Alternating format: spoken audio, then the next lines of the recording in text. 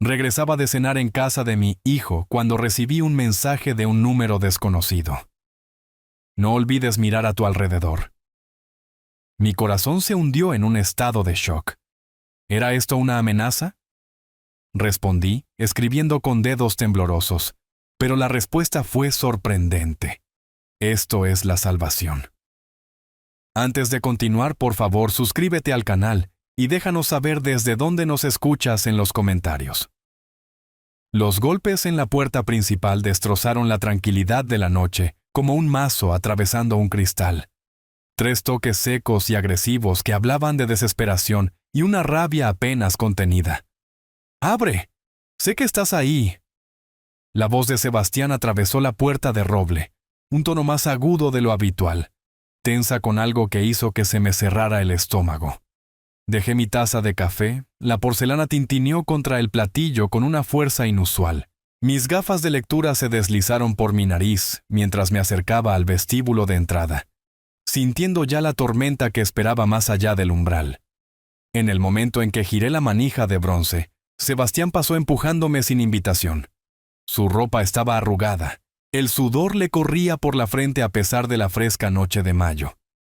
Sus manos temblaban ligeramente mientras se las pasaba por el cabello revuelto, y sus ojos recorrían la sala de estar como un animal acorralado buscando rutas de escape. «Papá, necesito $150,000 urgentemente». Las palabras salieron atropelladas en un torrente sin aliento. Es una cuestión de vida o muerte. Cerré la puerta con calma deliberada, observando a mi hijo de 38 años caminar de un lado a otro por el piso de madera como un depredador enjaulado. Su respiración era dificultosa, sus movimientos espasmódicos e impredecibles. ¿Vida o muerte? Crucé los brazos, sintiendo el peso familiar de la decepción asentarse en mi pecho. Sebastián, ¿cuántas veces te he escuchado esta canción? No lo entiendes, se giró, con el rostro enrojecido por el pánico y la ira. Esta gente no bromea. El reloj de abuelo en la esquina marcaba el ritmo constantemente, contando los segundos de silencio que se extendían entre nosotros. Estudié el rostro de mi hijo, notando las ojeras oscuras bajo sus ojos, la forma en que apretaba y relajaba la mandíbula. Esto no era solo otra deuda de juego, esto era algo más profundo, más peligroso. Y yo tampoco estoy bromeando. Mantuve mi voz nivelada, aunque mi corazón estaba acelerado. Suficiente. Es hora de que pongas la cabeza en su sitio. El puño de Sebastián cayó sobre la mesa de comedor de roble, con un crujido que resonó por toda la habitación. El robusto mueble, una reliquia familiar que había sobrevivido a 3 generaciones, absorbió el golpe sin apenas un temblor. Pero la mano de Sebastián se retiró roja, y lo vi hacer una mueca de dolor. «No tienes idea de lo que estás haciendo», siseó, acunando sus nudillos lastimados. «Estos no son el tipo de personas que aceptan pagos atrasados». Me moví hacia mi sillón, acomodándome en el cuero desgastado con una facilidad practicada. La posición me daba una vista clara de Sebastián, mientras reanudaba su frenético caminar, sus pasos creando un ritmo irregular contra la madera. «Háblame de esta gente», dije tranquilamente. Sebastián dejó de moverse, dándome la espalda. Por un momento, el único sonido fue el tic-tac del reloj y su respiración entrecortada. Cuando se dio la vuelta, algo en su expresión había cambiado. El pánico todavía estaba allí, pero debajo había algo más duro, más calculador. Bruno y su socio dirigen operaciones en toda la zona sur. Su voz bajó a un susurro. Pedí dinero prestado para cubrir deudas anteriores. Y ahora te has hundido más que nunca. Terminé la frase con un suspiro que parecía venir de mis huesos. Sebastián, he estado sacándote de agujeros durante 20 años. Cada vez, prometes que es la última vez. Se acercó a mi silla, cayendo sobre una rodilla a mi lado. Por un momento, parecía el niño pequeño que solía gatear a mi regazo después de tener pesadillas, buscando consuelo y protección. Pero el parecido era superficial. Los ojos que encontraron los míos no tenían inocencia, Solo desesperación y una manipulación apenas disimulada. Esta vez es diferente, papá. Me dieron hasta mañana por la noche. Si no pago. Tragó saliva con dificultad, su nuez de Adán moviéndose. Me mostraron fotos de lo que les pasa a las personas que no pagan. El peso de sus palabras se asentó en la habitación como humo. Estudié su rostro, buscando la verdad entre las capas de miedo y cálculo. Afuera, el perro de un vecino ladró una vez, luego se quedó en silencio. $150,000, repetí lentamente. ¿A dónde fue exactamente este dinero, Sebastián? Sus ojos se desviaron de los míos, enfocándose en un punto en algún lugar sobre mi hombro. Póker. Partidas de apuestas altas en clubes clandestinos. Estuve ganando durante semanas, papá. Estaba tan cerca de liquidar todo, y luego... ¿Y luego lo perdiste todo? El patrón familiar era tan predecible como el amanecer, y más. Las manos de Sebastián se cerraron en puños a sus costados. No entiendes cómo es. La presión, los cálculos, la adrenalina cuando las cartas caen bien. Soy bueno en esto, papá. Solo necesito una oportunidad más para... No. La palabra salió más dura de lo que pretendía. No lo haré. El rostro de Sebastián se transformó en el espacio de un latido. La máscara de desesperación cayó, revelando algo más feo debajo. Sus ojos se entrecerraron, y cuando habló, su voz llevaba un veneno que nunca había escuchado antes. Siempre has sido egoísta. Todo tu amor fue para esa empresa.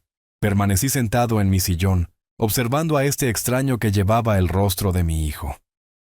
El reloj de abuelo continuaba su ritmo constante, indiferente a la tormenta que se gestaba en mi sala de estar. Trabajé para ti, para tu futuro, dije en voz baja. ¿Para mi futuro? La risa de Sebastián fue aguda, amarga. Comenzó a caminar de nuevo, sus movimientos más agresivos ahora, las manos gesticulando salvajemente. Ni siquiera sabes cuándo es mi cumpleaños.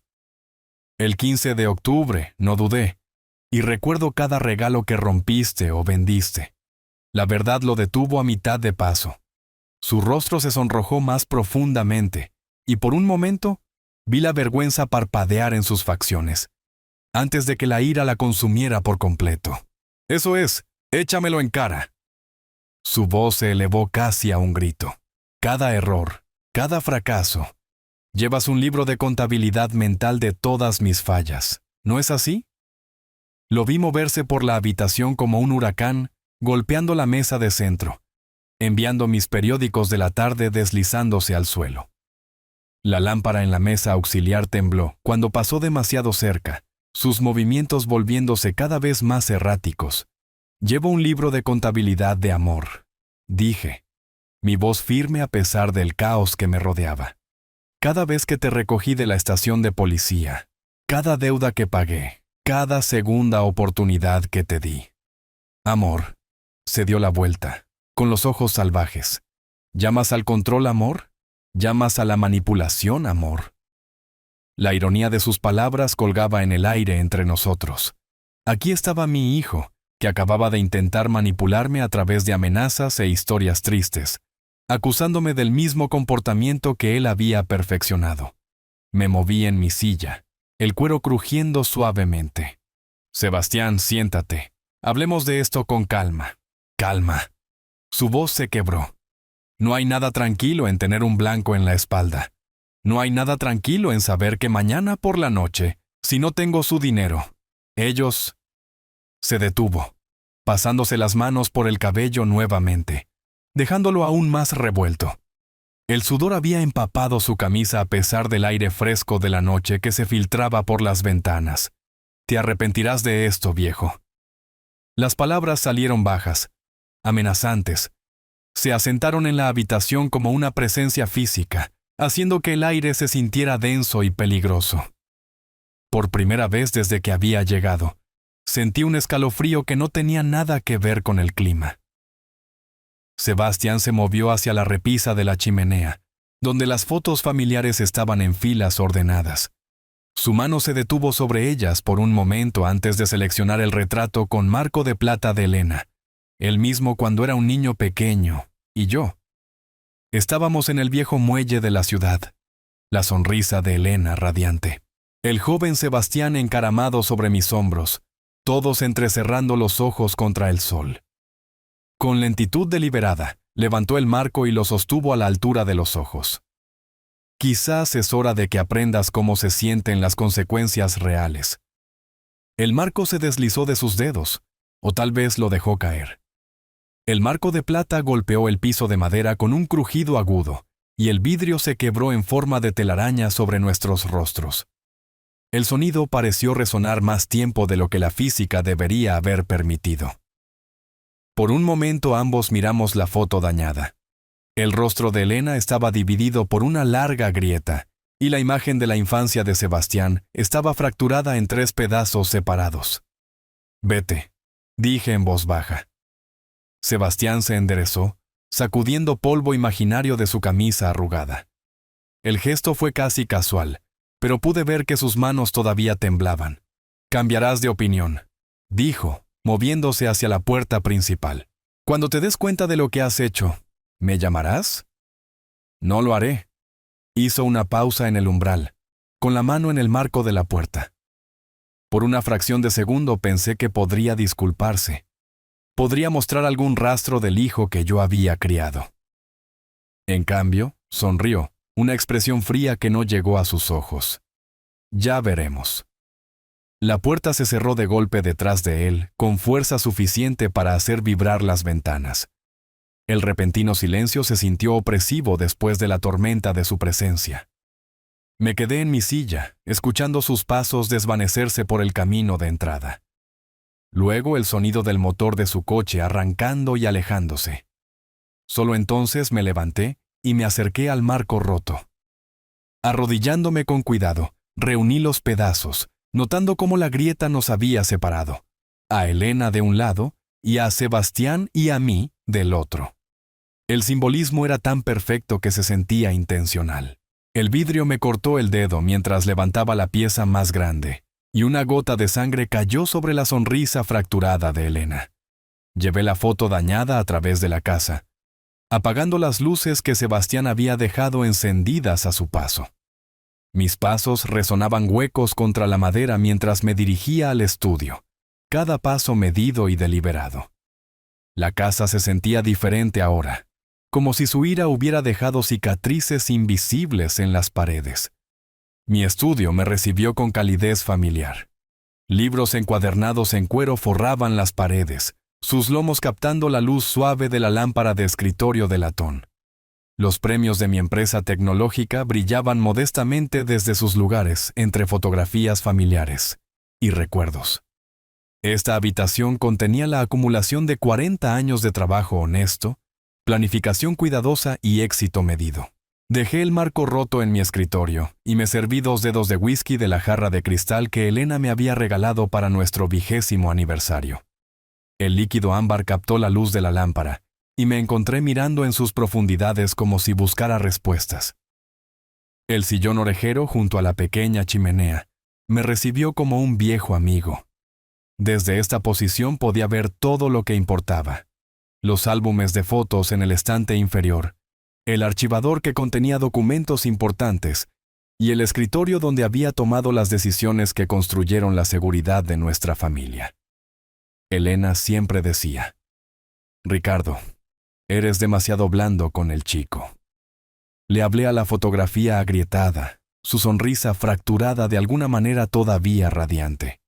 Si ella estuviera viva, habría detenido esta locura hace años. Abrí el álbum familiar, las páginas susurrando mientras las pasaba. Allí estaba Sebastián a los 6 años, con una sonrisa desdentada junto a su primera bicicleta.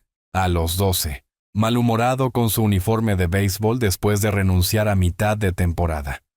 A los 16, de pie junto al coche que le había comprado.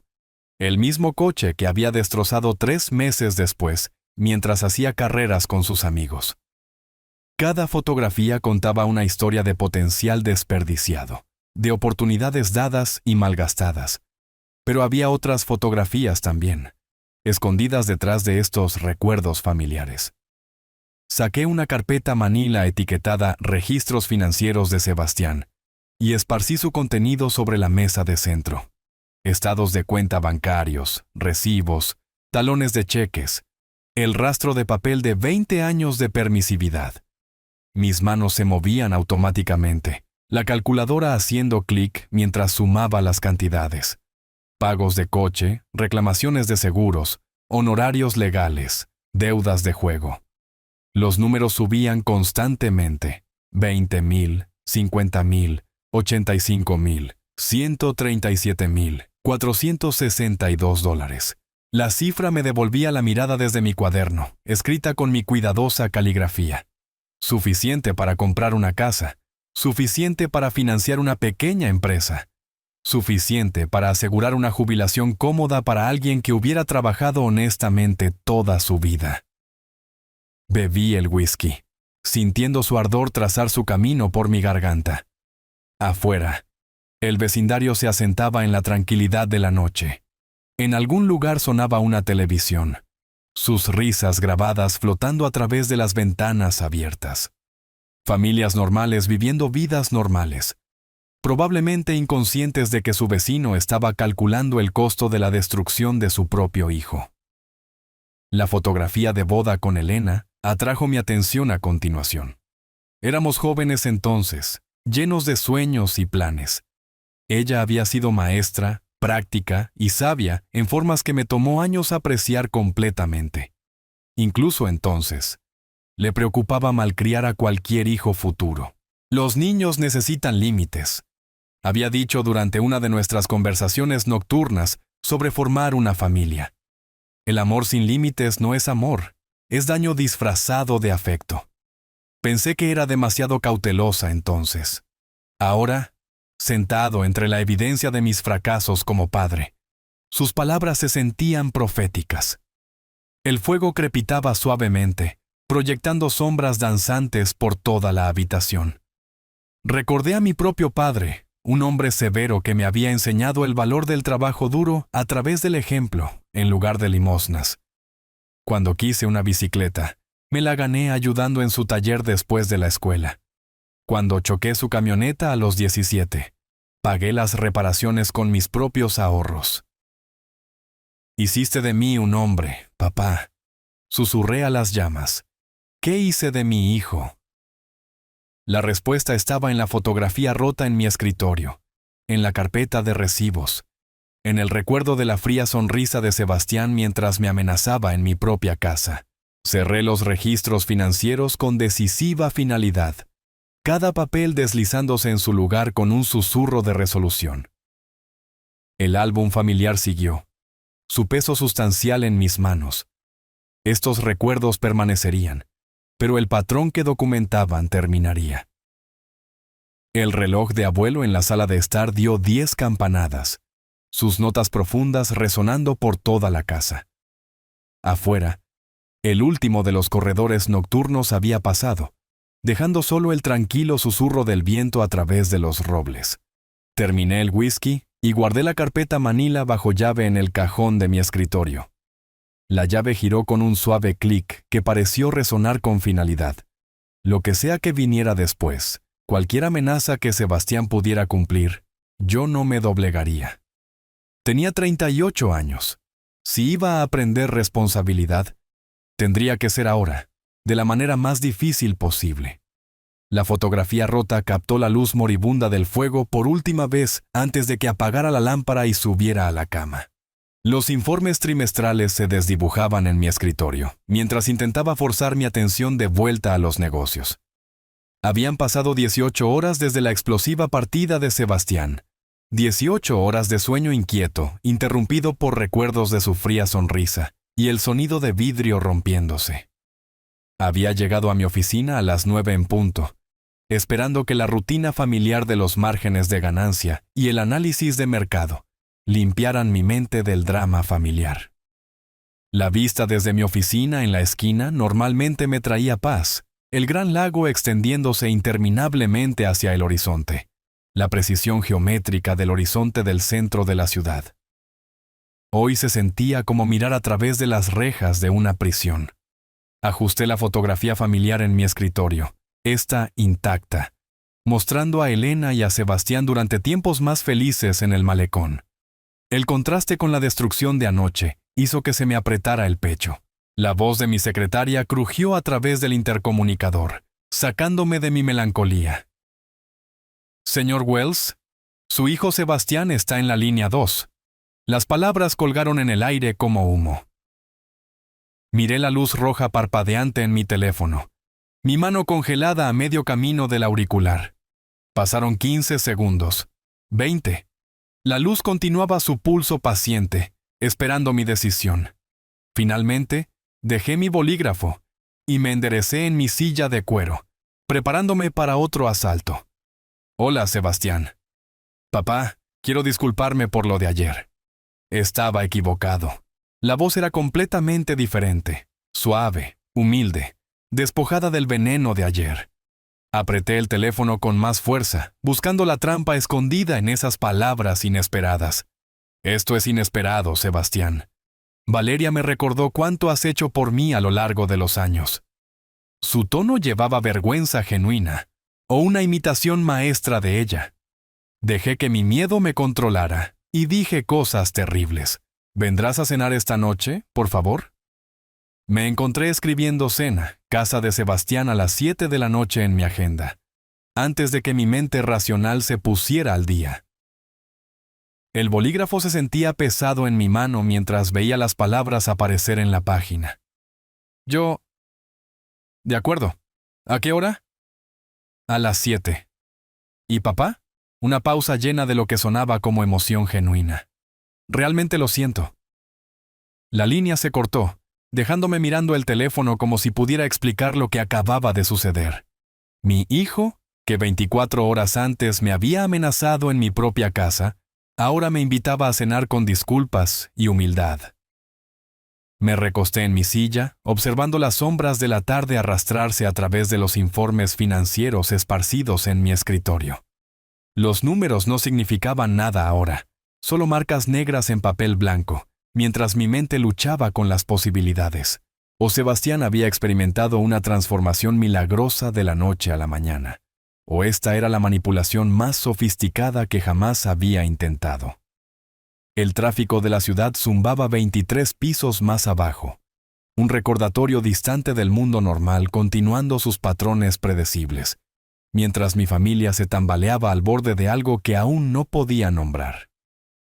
Toqué la foto familiar intacta de nuevo, estudiando el rostro joven de Sebastián, antes de que el juego hubiera tallado líneas de desesperación alrededor de sus ojos, antes de que el dinero se hubiera convertido en el único idioma que hablaba con fluidez.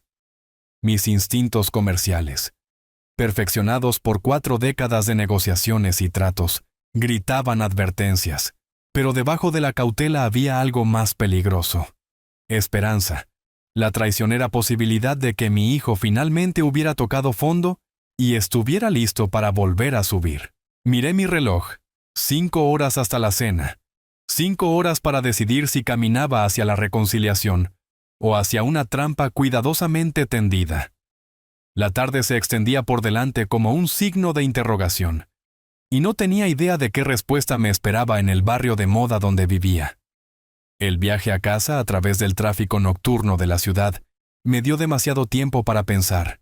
Las estaciones de radio se desdibujaban mientras buscaba distracción, finalmente decidiéndome por música clásica que coincidía con mi estado de ánimo contemplativo.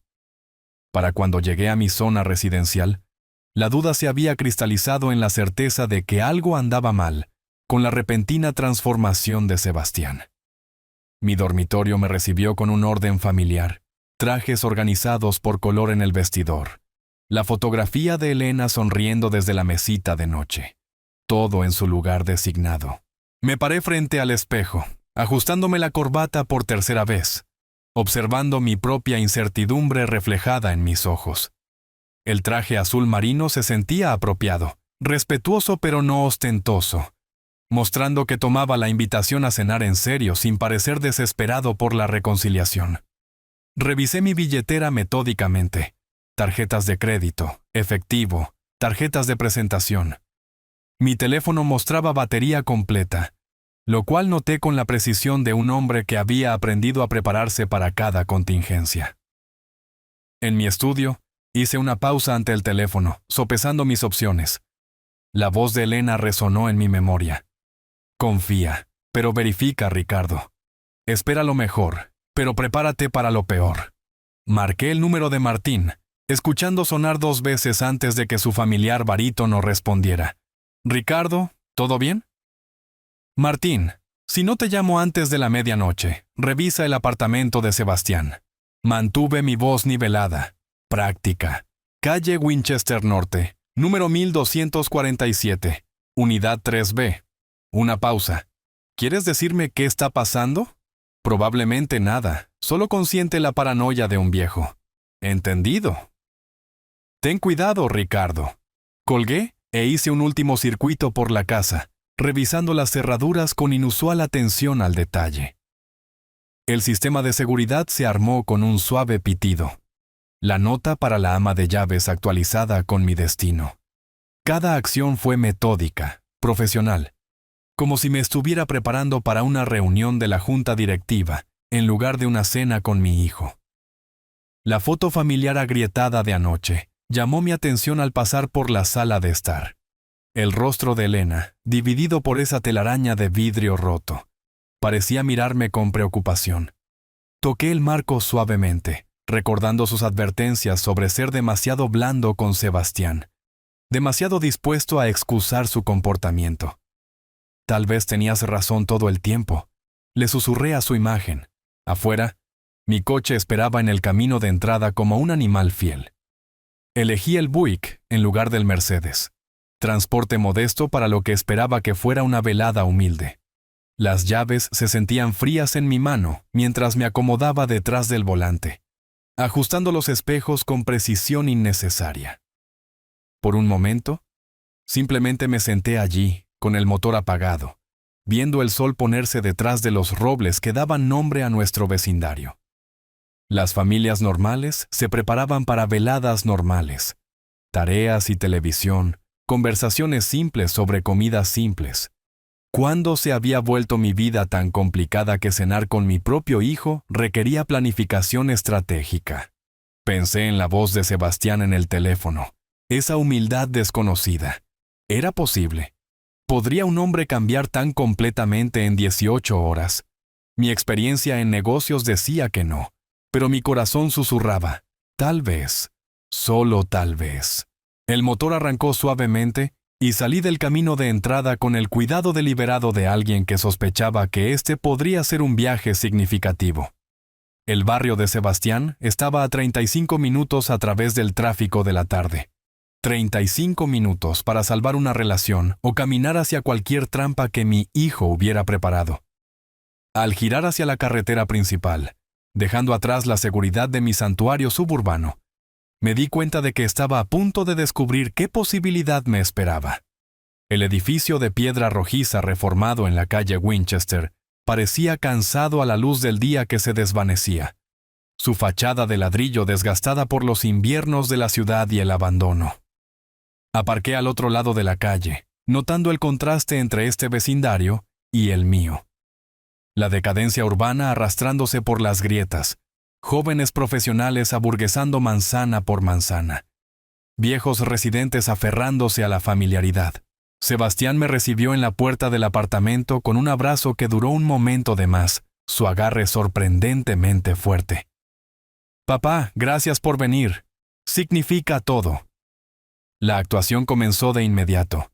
Su sonrisa era perfecta, cálida pero no demasiado ansiosa, apologética sin ser servil. O mi hijo se había transformado genuinamente de la noche a la mañana, o había pasado un tiempo considerable ensayando esta versión de sí mismo. «Valeria ha estado cocinando toda la tarde», dijo, guiándome a la pequeña sala de estar donde muebles que no combinaban intentaban crear armonía. «Está tan emocionada de verte». Valeria apareció de la cocina, secándose las manos en un paño de cocina, su sonrisa brillante pero tensa en los bordes. «Señor Wells, bienvenido. Espero que tenga hambre». El apartamento revelaba su realidad financiera en detalles cuidadosos. Alfombra que necesitaba reemplazo, una mesa de centro con manchas de anillos de incontables comidas, facturas apiladas en la mesa auxiliar con destellos de sellos rojos de vencido. Pero todo estaba limpio, y Valeria había tratado de hacerlo acogedor con plantas y fotografías familiares. Durante la cena, Sebastián interpretó su redención con precisión de premio de la Academia. «Papá, he decidido dejar el juego. Para siempre. Sé cuánto dolor te he causado. Y quiero arreglarlo.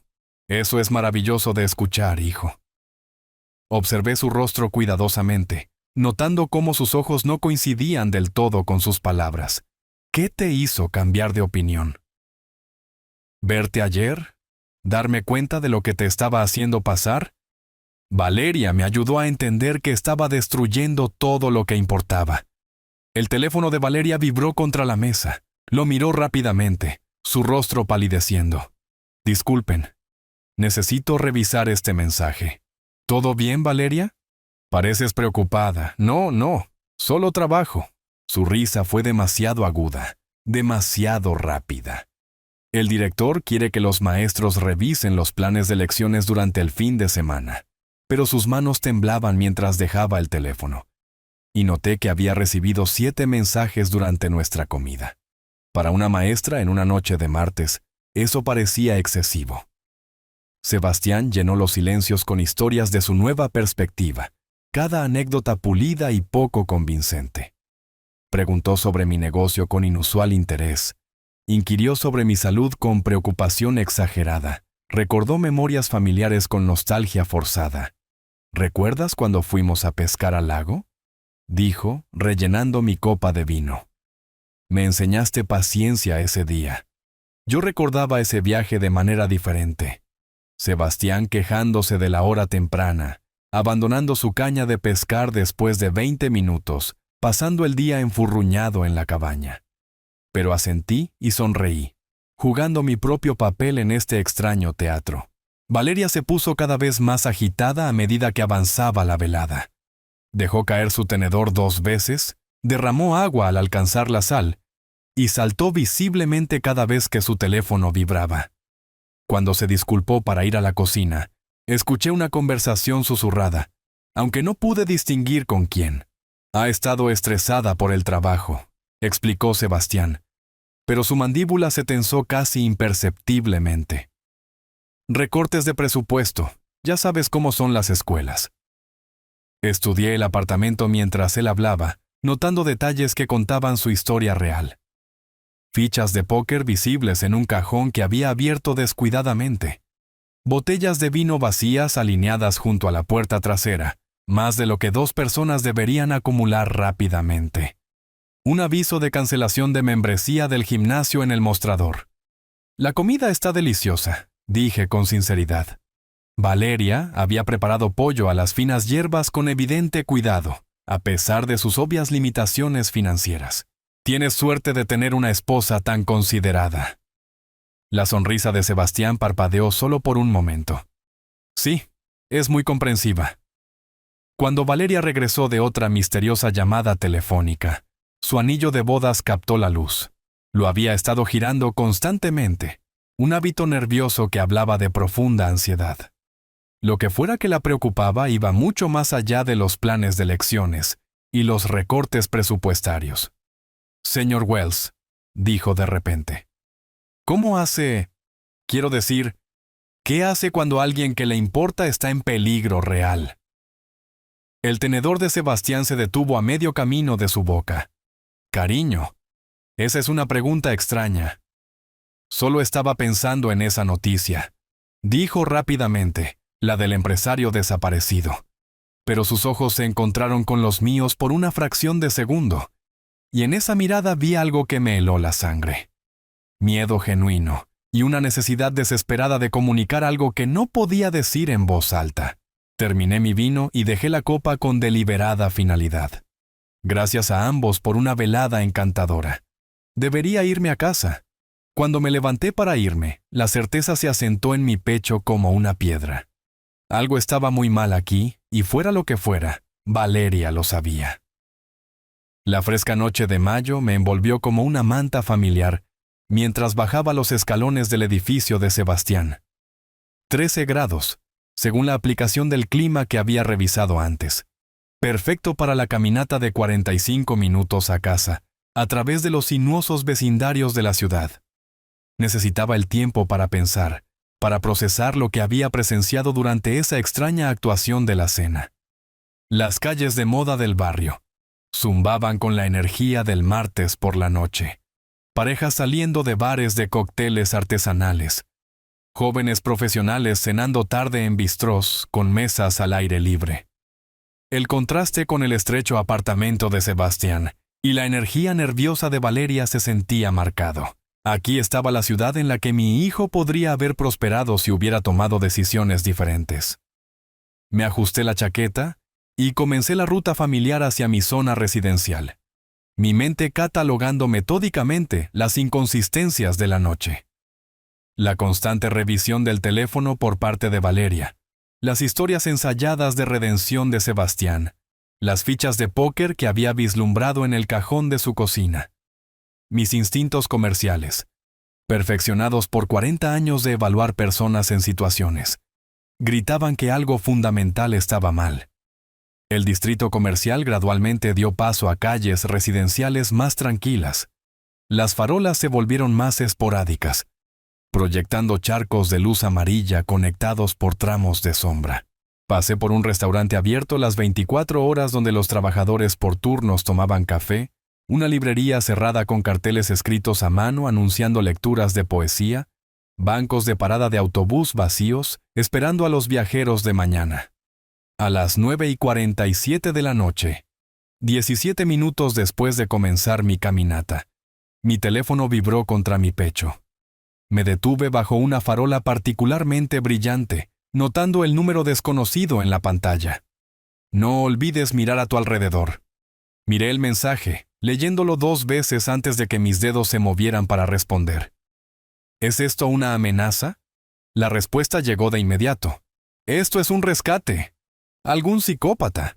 O niños jugando bromas. Intenté devolver la llamada al número, pero obtuve el mensaje automático. El número que ha marcado no está en servicio. Años de negocios me habían enseñado a documentar todo. Así que hice una captura de pantalla de ambos mensajes antes de deslizar el teléfono nuevamente en el bolsillo de mi chaqueta. Pero lo mantuve fácilmente accesible. Las siguientes cuadras se sintieron diferentes de alguna manera. El sonido parecía amplificado. Mis propios pasos sobre el concreto. El zumbido distante del tráfico. Un perro ladrando en algún lugar en la oscuridad. Me encontré mirando por encima de mi hombro con más frecuencia, aunque me dije que era paranoia, provocada por mensajes de texto crípticos y drama familiar. Entonces noté el coche. Un sedán negro, moviéndose más lento de lo que el tráfico justificaba, manteniendo la misma distancia detrás de mí durante 3 cuadras. Cuando crucé en el semáforo, él cruzó. Cuando giré por una calle lateral para probar mis sospechas, sus faros me siguieron, cortando la oscuridad como ojos depredadores. Mi ritmo cardíaco aumentó, y no solo por el esfuerzo físico de caminar. La voz de Elena resonó en mi memoria. Confía en tus instintos, Ricardo. Te han mantenido vivo en los negocios. Te mantendrán vivo en cualquier otro lugar. El sedán se acercó más, su motor ronroneando como un gato satisfecho. Podía distinguir 2 figuras en los asientos delanteros, aunque las ventanas tintadas oscurecían sus rostros. Mi paso se aceleró inconscientemente. La memoria muscular de los juegos infantiles de las escondidas de repente se sentía relevante de nuevo. Calles vacías se extendían por delante. Cuadras residenciales donde las luces del porche proporcionaban una iluminación mínima. El contraste con la energía bulliciosa del barrio anterior era sorprendente. Aquí estaba solo con cualquier intención que acechara detrás de esos faros. Giré por otra calle lateral, mis zapatos de negocios haciendo clic contra el pavimento con creciente urgencia. La señal de giro del coche parpadeó 1 vez, 2 veces, antes de seguirme hacia las sombras, Ya no era coincidencia, ya no era paranoia. Estaba siendo cazado. El sedán negro aceleró cuando comencé lo que generosamente podría llamarse una caminata rápida. A mis 65 años, mis días de correr habían quedado atrás en gran parte, pero la desesperación proporcionó una motivación que mis articulaciones no podían ignorar. Detrás de mí, las puertas del coche se cerraron de golpe con la finalidad del mazo de un juez. «Detente, viejo. Solo necesitamos hablar». La voz llevaba autoridad, mezclada con molestia, como un maestro llamando a un estudiante ausente.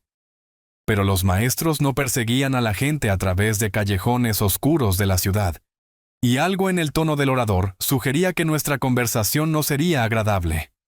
«¡Policía! ¡Ayuda!», grité, aunque la calle residencial permaneció obstinadamente vacía.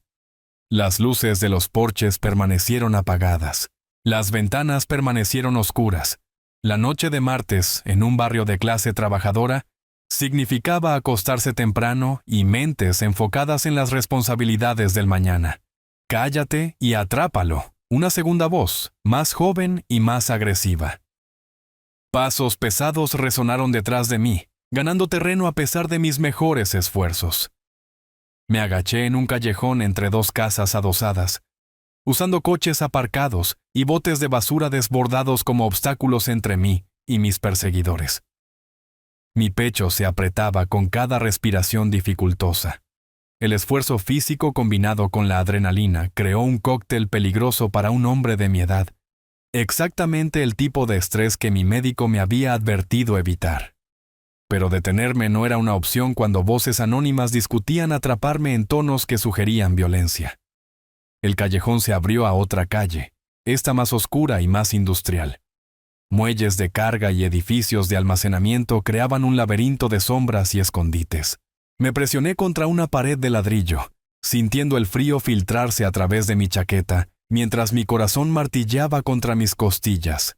¿A dónde se fue ese viejo? No puede haber llegado lejos. Sepárense. Tú revisa el lado izquierdo. Yo tomaré el derecho. Su coordinación sugería experiencia con este tipo de trabajo. No eran delincuentes al azar buscando un robo rápido, sino profesionales ejecutando un plan específico. La comprensión hizo que se me helara la sangre. Vi la salvación en la forma de un viejo edificio de almacenamiento escondido detrás de una fila de tiendas cerradas. La puerta estaba ligeramente entreabierta, probablemente olvidada por el último trabajador en irse. Con las voces de mis perseguidores acercándose, hice un sprint desesperado a través del espacio abierto. «¿Qué quieren de mí?», jadeé, aunque ya estaban fuera del alcance del oído. El edificio de almacenamiento olía a aceite de motor, madera vieja y años de polvo acumulado. Herramientas de jardín colgaban de ganchos en la pared. Latas de pintura creaban pequeñas montañas en las esquinas, y cajas de madera proporcionaban la cubierta perfecta para un hombre tratando de volverse invisible. Me coloqué detrás de la pila más grande, luchando por calmar mi respiración, mientras mi corazón continuaba su ritmo frenético. A través de las ventanas sucias, podía ver los haces de las linternas barriendo el callejón. Mis cazadores habían venido preparados para una operación de búsqueda, lo que significaba que esto no era una decisión espontánea. Alguien había planeado este encuentro, alguien que conocía mi rutina y predijo mi ruta de caminata a casa. La puerta del cobertizo crujió siniestramente cuando uno de ellos la probó. Contuve la respiración, presionándome más profundamente en las sombras detrás de las cajas. Partículas de polvo bailaban en el delgado haz de luz que penetraba mi escondite, y luché contra el impulso de estornudar. «Revisa ahí dentro». «No, está cerrado herméticamente». El viejo probablemente ya está a mitad de camino a su casa. Sus voces se volvieron más débiles a medida que se alejaban de mi escondite, pero permanecí congelado en mi lugar. Elena siempre había dicho que la paciencia era mi mayor activo comercial. Esta noche podría salvarme la vida.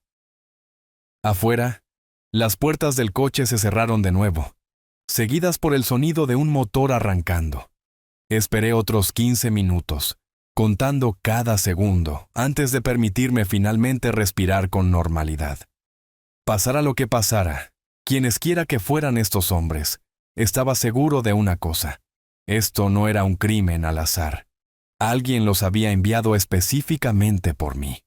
Agazapado detrás de cajas de madera que olían a pintura de décadas y proyectos olvidados, esperé en la oscuridad mohosa del cobertizo de almacenamiento.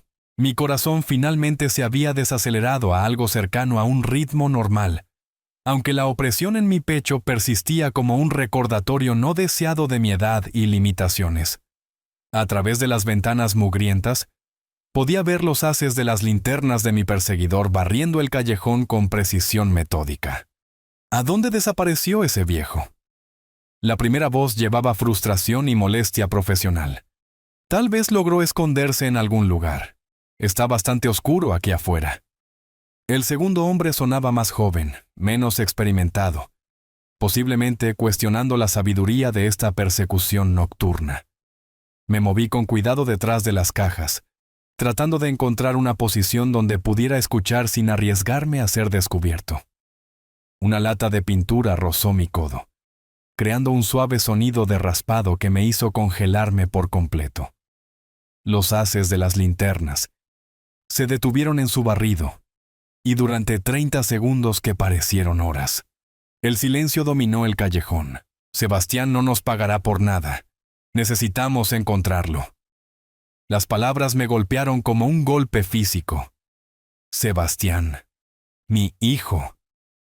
El chico que yo había criado, educado, apoyado a través de incontables fracasos y errores, había contratado a estos hombres para cazarme por las calles oscuras de la ciudad.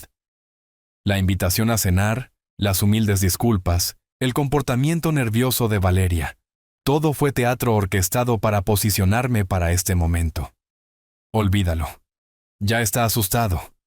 Lo intentaremos de nuevo mañana. Me cubrí la boca con ambas manos, no confiando en mí mismo para permanecer en silencio mientras la magnitud total de la traición de mi hijo se asentaba en mi conciencia. Cada instinto gritaba confrontar esta realidad imposible, exigir explicaciones que de alguna manera pudieran dar sentido a un hijo pagando a extraños para aterrorizar a su propio padre. El jefe dijo solo asustarlo de todos modos, ¿verdad? Hacer que lo piense 2 veces antes de negar ayuda a la familia. Sí, pero si no podemos encontrarlo, ¿cómo vas a saber que estaba asustado? Se estaban alejando ahora, sus voces volviéndose más débiles mientras buscaban en otras áreas del sistema de callejones, pero permanecí inmóvil, procesando no solo sus palabras, sino el tono casual en el que discutían mi miedo como una mercancía para ser comprada y entregada. El motor del coche arrancó de nuevo, seguido por el sonido de neumáticos sobre grava mientras se alejaban. Aún así, esperé otros 15 minutos, contando cada segundo mientras mi mente luchaba con una nueva y horrible realidad. Mi hijo, el bebé que Elena había cuidado durante la fiebre, el niño que había corrido hacia mí después de las pesadillas, el joven que yo había creído que todavía podía ser salvado, había cruzado la línea que lo transformaba de hijo descarriado a amenaza genuina. Cuando finalmente salí de mi escondite, el callejón se sentía diferente. Ya no era solo una ruta entre destinos, sino un campo de batalla donde había aprendido que los lazos familiares podían ser convertidos en armas contra el amor mismo. El aire fresco de la noche traía el aroma de la lluvia que se acercaba, y a lo lejos la ciudad zumbaba con su habitual indiferencia a las tragedias personales. El mensaje de advertencia de Valeria tenía perfecto sentido ahora. Ella había sabido lo que estaba planeado. Había arriesgado su propia seguridad para advertir a un hombre que apenas conocía, porque su conciencia no podía soportar ver un asesinato disfrazado de intervención familiar. Mientras su esposo planeaba mi intimidación o algo peor, ella había elegido convertirse en mi improbable ángel guardián. Necesitaba llamar a Martín, necesitaba involucrar a la policía, necesitaba documentar todo antes de que Sebastián pudiera construir negaciones plausibles o eliminar evidencia. Pero primero, necesitaba llegar a un lugar seguro. Algún lugar lo suficientemente público como para que matones a sueldo no se atrevieran a acercarse. El restaurante de 24 horas que había pasado durante mi caminata me llamaba como un faro en una tormenta, su letrero de neón prometiendo santuario y testigos. Al salir del callejón y comenzar a caminar hacia esas luces acogedoras, me di cuenta de que mi hijo había tenido éxito en un objetivo esta noche. Definitivamente me había asustado, pero no de la manera que él había pretendido. Las luces fluorescentes de la tienda de conveniencia abierta, las 24 horas, zumbaban sobre mi cabeza mientras torpemente manejaba las monedas en el teléfono público, mis manos temblando tan violentamente que las monedas se deslizaron entre mis dedos 2 veces antes de lograr marcar al 911. El joven empleado detrás del vidrio a prueba de balas me miraba con leve preocupación, probablemente asumiendo que yo era otro borracho de trasnoche teniendo una crisis. ¿911? ¿Cuál es su emergencia? Necesito reportar un intento de asalto. 2 hombres me persiguieron por callejones cerca del barrio antiguo. Quiero hablar con el detective Martín Reyes en el distrito 18. La voz de la operadora permaneció profesionalmente tranquila. Señor, ¿está herido? ¿Necesita atención médica? No, estoy a salvo ahora. Pero el detective Reyes está esperando mi llamada. Dígale que es Ricardo Wells. 20 minutos después, la patrulla de Martín entró en el estacionamiento de la tienda de conveniencia con eficiencia practicada. A través de la ventana lo vi salir, alto, sólido, con la expresión de un hombre que había visto suficientes emergencias nocturnas como para mantener la calma independientemente de las circunstancias. Ricardo se acercó con pasos cuidadosos, notando mi chaqueta rasgada y mi apariencia desaliñada. ¿Qué te pasó? El alivio de ver una cara amiga, alguien entrenado para manejar situaciones más allá de mi experiencia comercial, casi me abrumó. Martín, creo que mi hijo quiere matarme. Nos sentamos en su patrulla mientras le proporcionaba cada detalle que podía recordar. La invitación a cenar, el comportamiento nervioso de Valeria, el mensaje de texto de advertencia, el sedán negro que me había cazado por las calles oscuras de la ciudad. Martín tomó notas metódicas, haciendo preguntas específicas sobre tiempos, ubicaciones y descripciones físicas. Dijiste que uno de ellos mencionó a Sebastián por su nombre. Sebastián no nos pagará por nada. Necesitamos encontrarlo. Repetí las palabras exactamente como las había escuchado. Fueron contratados, Martín. Mi propio hijo pagó a criminales para aterrorizarme. Martín fotografió los mensajes de texto de advertencia en mi teléfono antes de que la batería muriera por completo. Necesitaremos que vengas a la estación y hagas una declaración formal. ¿Puedes describir el vehículo con más detalle? Sedán negro. Probablemente un Toyota Camry. Placas del estado, aunque solo capté parte del número. Pequeña abolladura en el lado del pasajero, ventanas tintadas. 2 hombres. Ambos parecían tener unos 30 años. En minutos, Martín había emitido una alerta de búsqueda a través del despacho. La eficiencia del procedimiento policial contrastaba marcadamente con el caos que yo había experimentado apenas horas antes. Aquí había orden, sistema, el Estado de Derecho respondiendo al comportamiento criminal con la fuerza apropiada. En el Distrito 18, la estación de policía zumbaba con actividad nocturna. La charla de radio proporcionaba un ruido de fondo constante. Los teléfonos sonaban con la persistencia de la emergencia urbana, y los oficiales procesaban el papeleo con la atención metódica de funcionarios públicos que entendían que los detalles importaban en los tribunales. Ricardo, esa es una acusación seria. ¿Estás seguro de lo que escuchaste? Lo miré a los ojos firmemente. Uno de esos tipos dijo el nombre de Sebastián. Fueron contratados por él. La expresión de Martín se endureció. Los encontraremos. Tu descripción del coche es lo suficientemente detallada como para trabajar con ella. Mientras firmaba mi declaración formal, documentando cada momento desde la cena hasta el descubrimiento, Martín coordinaba con las unidades de patrulla que buscaban el sedán negro. La parte comercial de mi mente apreciaba el enfoque sistemático. Recolección de evidencia, declaraciones de testigos, coordinación entre departamentos. Pero debajo de la calma procesal, la furia ardía ante la naturaleza calculada de la traición de mi hijo. Mi teléfono, conectado a un cargador que Martín había proporcionado, vibró con una llamada de radio. Detective Reyes, tenemos un vehículo que coincide con la descripción estacionado afuera de un edificio de apartamentos en un barrio al otro lado de la ciudad. Martín agarró su chaqueta, la adrenalina agudizando su comportamiento profesional. Ricardo, puede que los hayamos encontrado. La charla de radio llenó el Distrito 18, mientras Martín coordinaba la operación de arresto desde su escritorio, rodeado por el caos controlado del trabajo policial del turno de noche. Observé a través de la ventana cómo las unidades de refuerzo se movían por las calles de la madrugada, convergiendo en un edificio de apartamentos donde dos criminales esperaban, probablemente celebrando lo que creían que era una intimidación exitosa. Unidad 47, confirmen que la matrícula coincide con la descripción del testigo. Afirmativo, detective. Delta de Illinois, Charlie, 7219. El vehículo está frío.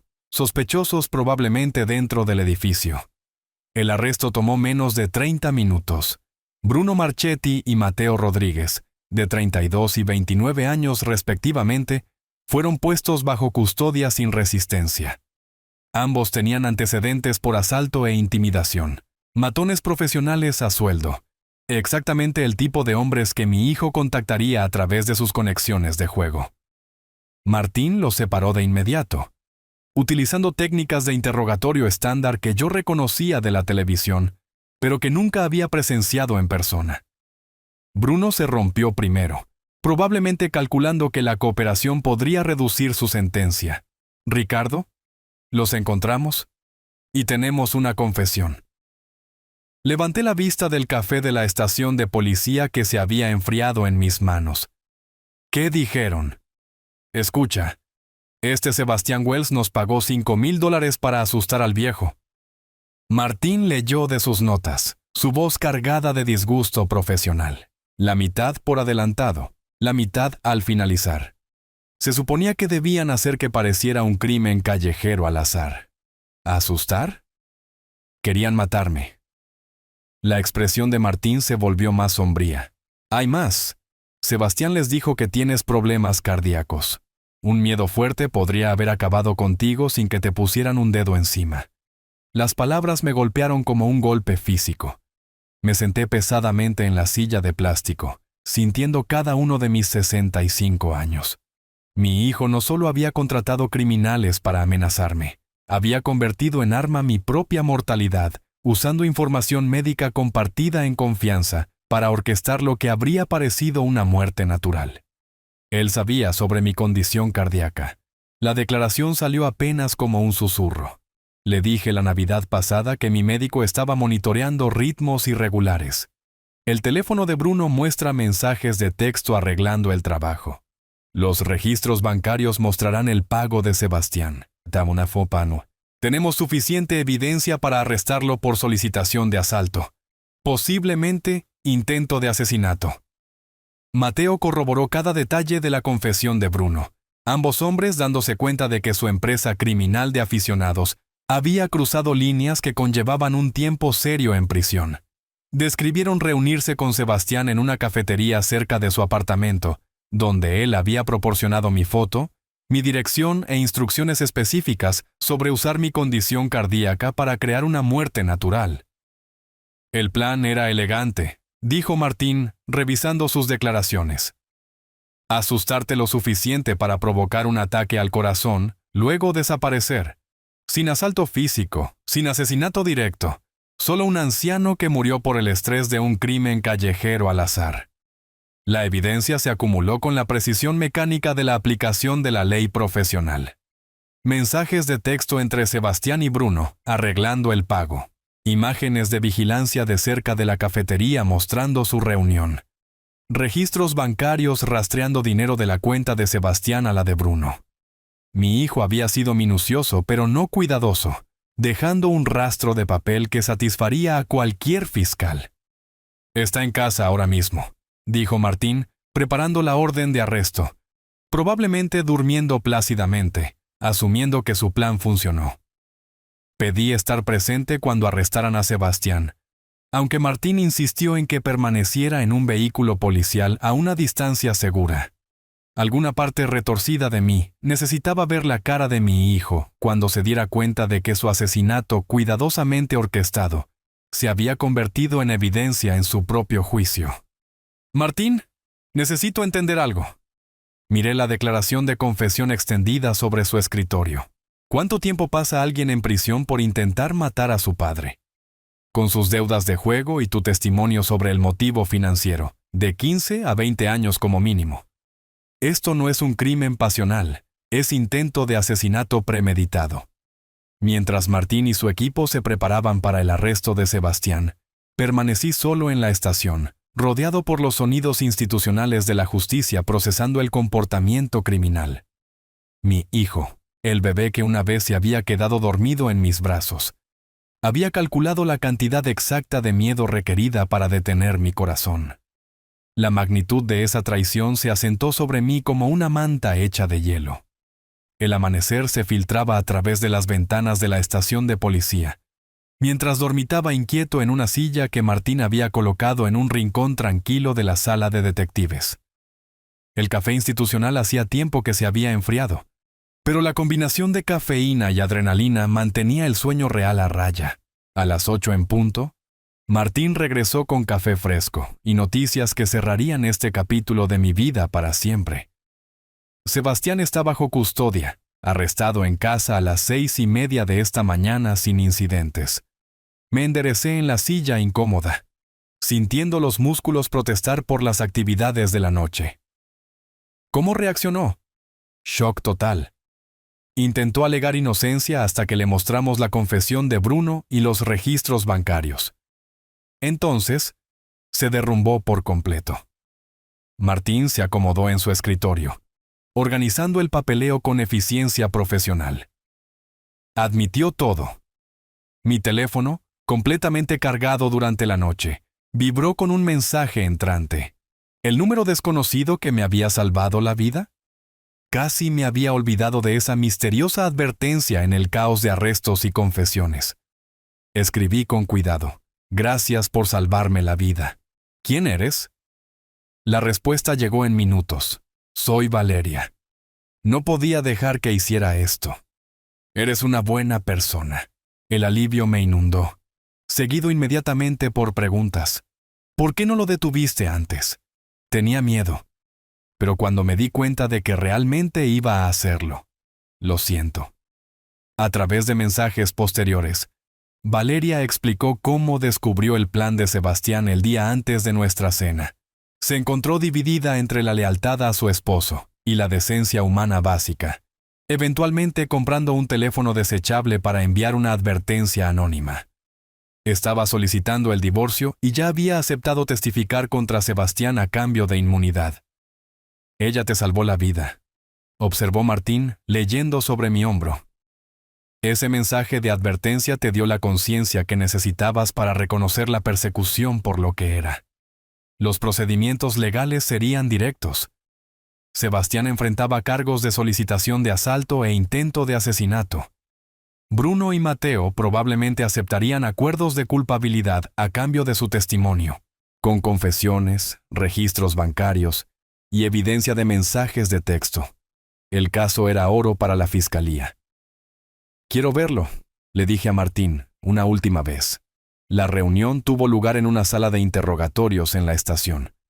Sebastián estaba sentado con el uniforme naranja de la cárcel, sus manos esposadas a la mesa, viéndose más pequeño y patético de lo que jamás lo había visto. Había desaparecido el manipulador agresivo del lunes por la noche, reemplazado por un hombre roto que había perdido en el juego no solo dinero, sino cualquier esperanza de redención. Papá, estaba desesperado. Esa gente iba a... Hiciste tu elección. Mantuve mi voz nivelada, profesional. Te di todo, y elegiste intentar matarme por más. No se suponía que fuera asesinato, solo lo suficiente para tal vez, para detener mi corazón, usando información que compartí contigo en confianza. me levanté para irme. Ya no eres mi hijo. Más tarde esa mañana, de vuelta en casa con una escolta policial, llamé a mi abogado para comenzar el proceso de cambiar mi testamento. El nombre de Sebastián sería eliminado por completo, su herencia redirigida, organizaciones benéficas y un fondo fiduciario para el futuro de Valeria. Ella había mostrado más coraje moral en un mensaje de texto que su esposo había demostrado en 38 años. En mi estudio, rodeado de fotografías familiares que necesitarían actualización, reflexioné sobre la sabiduría de Elena. Ella había entendido la naturaleza de Sebastián mejor que yo. Me había advertido repetidamente sobre permitir su comportamiento destructivo. Si estuviera viva, habría detenido esta locura hace años con la pura fuerza de su autoridad materna. La foto familiar rota del lunes por la noche todavía estaba en mi escritorio, su vidrio agrietado creando reflejos prismáticos a la luz del sol de la mañana. La coloqué cuidadosamente en la basura, junto con cualquier ilusión restante sobre el hijo que pensé que estaba protegiendo. La justicia seguiría su curso a través de los canales legales adecuados. Sebastián cumpliría su tiempo. Bruno y Mateo enfrentarían consecuencias por sus elecciones, y Valeria construiría una nueva vida, libre de la toxicidad que casi nos había consumido a todos. Por primera vez en años, podía planificar el futuro sin preguntarme qué crisis crearía Sebastián a continuación. Soluciones tecnológicas. Ricardo continuaría bajo un nuevo liderazgo. Mi riqueza beneficiaría a causas dignas. Y finalmente podría vivir sin mirar por encima del hombro esperando la próxima manipulación. A veces, sacar a las personas tóxicas de tu vida, incluso a la familia, es la única manera de encontrar la paz. Si te gustó esta historia, por favor dale me gusta a este video, suscríbete al canal y comparte tus impresiones de esta historia en los comentarios. Para escuchar la siguiente historia, haz clic en el cuadro de la izquierda. Gracias por ver.